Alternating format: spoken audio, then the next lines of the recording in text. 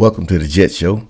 I am your host, Show, and today this is probably one of the most upsetting week one losses that I've ever witnessed. And I've been a Jets fan for about 20 years, 21, 22 years, somewhere in there. The reason it's so disappointing, man, is because we feel like we have the right pieces from the office all the way down to the coaches, down to the players. And I am so unhappy with the way the offense performed. Defense, on the other hand, man, they did a magnificent job. D linemen look good, dude. Linebackers look good, from C.J. Mosley, man, to Sherwood, to Quincy Williams. DBs look good. Joyner had a few mishaps here and there. But overall, collectively, the defense was communicating. They were firing to the ball. They remained disciplined. They stuck to their assignments, and you can just see it. You can just see it, like literally nothing was open. And I know some people were throwing Bryce Hall under the bus, man, for that touchdown. Two things I have to personally say about that. Bryce Hall literally came off the bench. So the guy that was his first rep in the game. And to kind of tie into that, they had him pressing. Bryce Hall is not the fastest, not the strongest. He's an extremely good cornerback, in my opinion. I don't think he should have been pressing at that point. Give a little cushion and keep everything in front of him.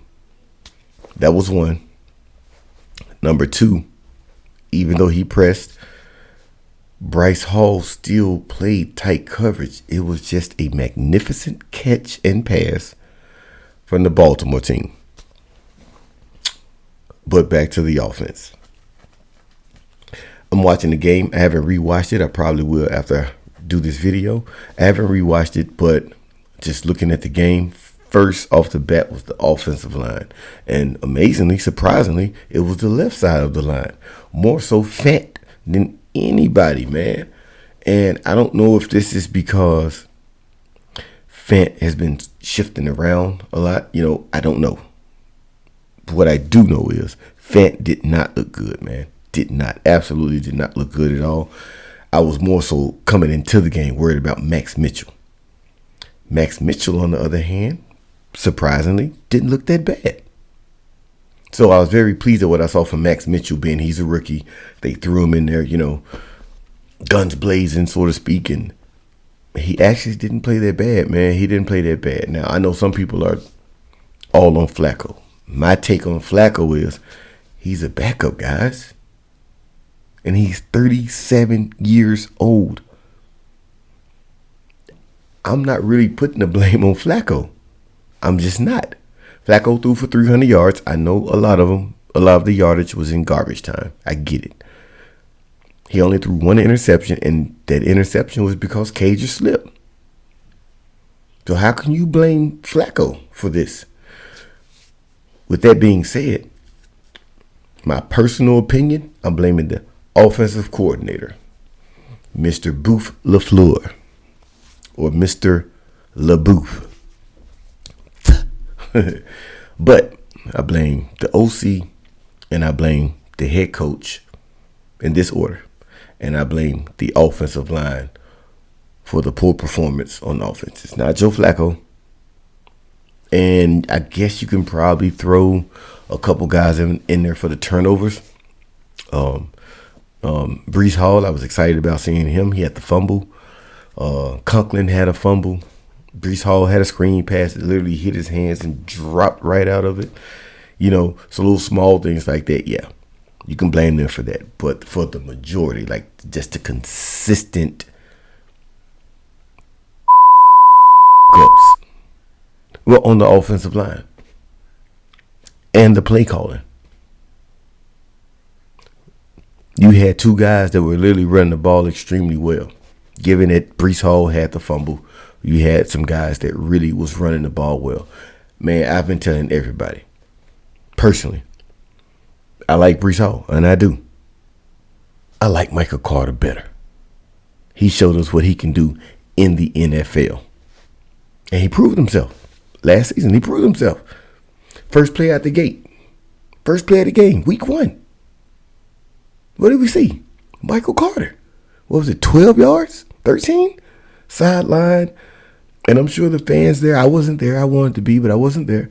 I'm sure the sideline, well, I saw the sidelines. They were amped. Michael Carter was amped. It was a good vibe. I was amped in my downstairs area, man. Offense needs a lot of work, man. I saw a lot of just piss poor things, dude.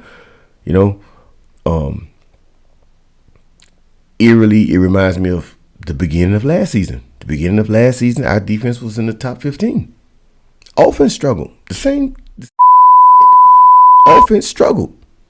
The offensive line struggled. Game 1 against Carolina, et cetera, et cetera. So I don't know what to take from this going forward. I was very I'm an optimistic guy. I was very optimistic coming into week 1. I was 60-40 on us winning. I knew there was a chance that we could win. I knew it. But the 60 really was going to Baltimore. If I told you in my previous video, I'm a straightforward guy, man. But I knew we had a shot. We have the talent. Right? With me, it always comes down to the simple things.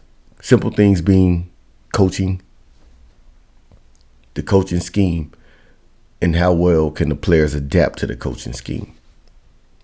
Right? Generally, if those 3 things, the coaching scheme, players adapting to the coaching scheme. Typically, those 3 things, if they all line up, you have a good dynasty. Well, you can have a good dynasty. You can have a great program. I'm just not sure about this offense right now, man. I'm not. I'm on the fence with Zach. Offensive line look like garbage. You know, when I'm watching the game, especially like in the 3rd or 4th quarter, the first thing runs through my mind is we're taking a tackle. First pick of the draft next season.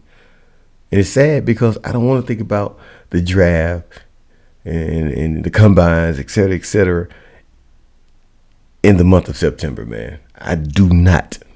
But when I'm looking at what I'm looking at, you have Fenton, who's old. You have Mekhi Becton, who's at this point is injury prone. And you have Brown, who is old. You have Max Mitchell, who is young, who had a decent game. But we'll see what happens moving forward. He could be a diamond in the rough, so to speak. But even let's say if that does work out, it does pan out, that Max Mitchell is a steal. That's only 1 tackle. It's only 1. So my personal opinion, I honestly believe that we are probably going to take a tackle in the 1st round. And it's crazy because we just took almost every single draft since Joe Douglas has been here. We've taken offensive linemen, man.